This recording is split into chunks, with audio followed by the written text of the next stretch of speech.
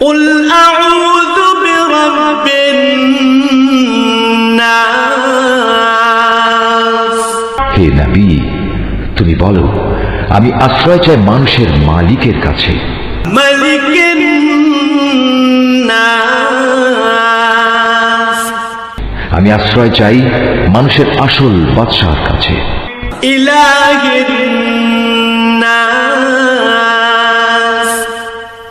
আমি আশ্রয় চাই মানুষের একমাত্র মাবুদের কাছে, من شر الوسواس الخناس আমি আশ্রয় চাই কুমন্ত্রণা দানকারীর অনিষ্ট থেকে, যে প্ররোচনা দিয়েই গা ঢাকা দেয়, الذي يوسوس في صدور الناس